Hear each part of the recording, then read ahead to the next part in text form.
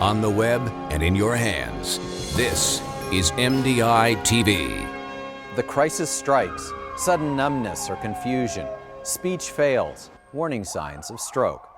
911, sirens, ambulance, hospital, and the latest knowledge, devices, and drugs are deployed to minimize the damage and start the patient toward recovery. But one stroke means the risk of another is high. Medications can reduce that risk, but as the crisis fades into memory, well, some patients just don't keep up with their drug refills. And so the benefits of that dramatic medical mobilization at the time of crisis may be undone for want of some pills. The drop-off in medication use can be rapid.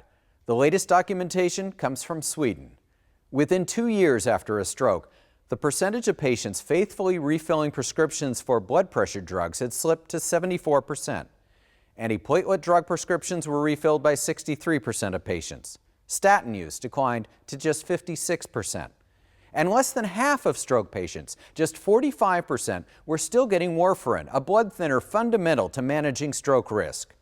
Now, you'd think that a brush with death would be a great motivator, but doctors say there are a number of reasons people fail to keep up with their drug refills. Stroke expert Dr. Bruce Ovbiagele says sometimes the problem is that doctors haven't done a good job explaining the reason for all those pills.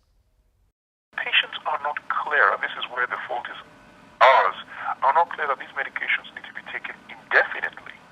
They tend to think sometimes that perhaps the medication is more like an antibiotic. You take it for a period of time and then the condition goes away. But the reality, of course, as you well know, is that what underlies strokes is really something that is progressive, slowly progressive, but progressive. So you really need to take the medications regularly to prevent a reoccurrence of a stroke. Another stroke specialist, Dr. Hemli Lutsep, says in too many cases the problem is money. One of the biggest issues with patients moving away from their care is financial.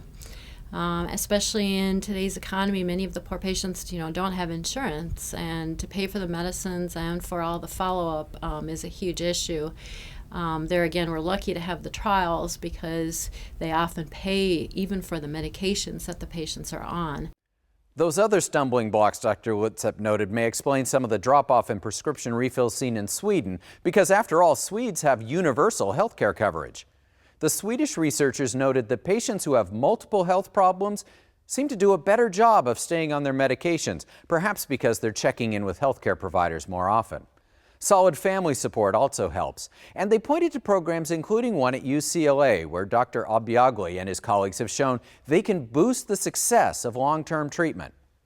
The more organized care is, the more likely patients are to stay on the medication. The more systematic things are, the more likely there are going to be reminders and prompts for the patients, and not just for the patients, but for the doctors as well, to make sure that patients stay on the medication. The UCLA stroke team says by educating patients before they leave the hospital and then following up with phone calls and making other efforts, more of those patients stick with their medications and thus reduce the risk another crisis may strike.